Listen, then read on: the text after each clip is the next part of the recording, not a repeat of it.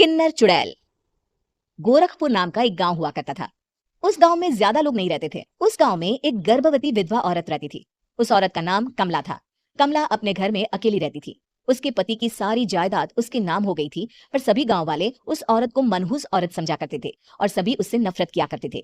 एक बार कमला राशन की दुकान पर खाने का सामान खरीदने जाती है।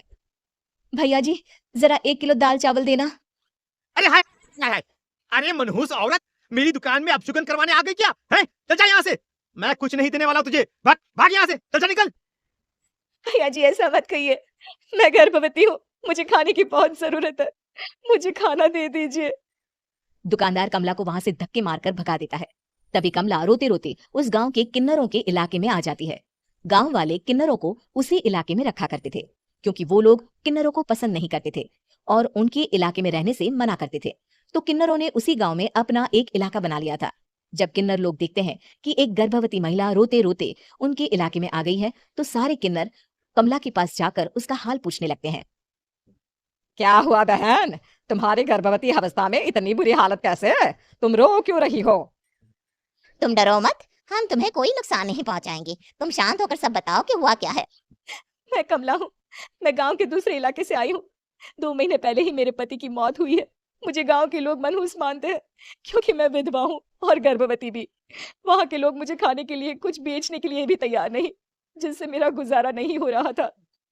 कोई बात नहीं कमला, हम तुम्हारा ख्याल रखेंगे। किन्नर लोग कमला को एक खाली घर में रहने के लिए जगह दे देते हैं और उसकी देखभाल भी करते हैं। कुछ ही महीने बाद कमला अपने बच्चे को जन्म देती है, पर अफसोस, कमला बच्चे को जन्म देते ही अपनी जान गंवा देती है। जब सब किन्नर बच्चे को देखते हैं तो बहुत खुश हो जाते हैं, क्योंकि वो बच्चा भी किन्नर ही था। कमला ने एक किन्नर बच्चे को जन्म दिया था। अब इस बच्चे की देखभाल कौन करेगा? हम तो इस बच्चे को गांव के दूसरे इलाके में भी नहीं भेज सकते। और तो क्या हुआ, इस बच्चे की माँ नहीं रही तो हम इसे पालेंगे। अब ये हमारे इलाके में रहेगा, हमारे साथ रहेगा। फिर वो किन्नर उस किन्नर बच्चे को गोद ले लेते हैं, उसका नामकरण कराते हैं। उस किन्नर बच्चे का नाम शक्ति रखा जाता है। देखते ही देखते शक्ति बड़ी होने लगती है। उसके रंग रूप बहुत सुंदर थे। वो बहुत सुंदर किन्नर दिखती है। एक दिन शक्ति एक किन्नर से पूछती है, माँ जी सुनिए ना, ये गांव के दूसरे इलाके में भी तो लोग रहते हैं, तो हम वहां क्यों नहीं जाते? हम उनसे अलग क्यों रहते हैं? शक्ति, क्योंकि वो लोग हमारे जैसे नहीं, वो लोग हमें पसंद नहीं करते, इसीलिए हम उनसे अलग रहते हैं। क्यों? वो हमें क्यों पसंद नहीं करते? मुझे एक बार उस इलाके में जाना है, मैं एक बार वहां जाकर घूम कर आऊं। शक्ति, खबरदार, जो तू उस इलाके में कभी भी गई तो अपनी जान नहीं गंवाना चाहती तो उस इलाके में कभी कदम भी नहीं रखेगी, समझी? इतना कहकर वो किन्नर वहां से चली जाती है। शक्ति उस किन्नर की बात सुनकर बहुत रोती है। माँ जी ऐसा कैसे कह सकती हैं? उन्होंने इतनी सी बात के लिए मुझे इतना डांटा। अब तो मैं उस इलाके में जरूर जाऊंगी। फिर एक दिन शक्ति गांव के दूसरे इलाके में चुपके से जाती है। ये लोग तो हमारे जैसे ही इंसान हैं, तो ये हमसे नफरत क्यों करते हैं? जब शक्ति उस इलाके में पहुंचती है तो गांव के सारे आदमी उसके रूप से मोहित हो जाते हैं। वो लोग ये अंदाजा नहीं लगा पाते कि वो किन्नर है। शक्ति की सुंदरता देखकर सारे गांव वाले उसकी तारीफ करने लगते हैं। तभी गांव का चक्कर लगाने गांव के जमींदार का बेटा हर्ष वहां पहुंचता है। हर्ष भी दिखने में बहुत सुंदर होता है। जब हर्ष ने शक्ति को देखा तो वो भी उससे मोहित हो गया, और जब शक्ति की नजर हर्ष पर पड़ी तो वो हर्ष को देखकर मोहित हो गई।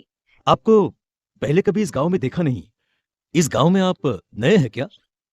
जी नहीं, वो मैं बस। तभी शक्ति बोलते बोलते रुक जाती है और मन में सोचने लगती है, अगर मैंने इनको बता दिया कि मैं दूसरे इलाके से आई हूँ, तो वो समझ जाएंगे कि मैं एक किन्नर हूँ, इसलिए मुझे इनसे झूठ ही बोलना पड़ेगा।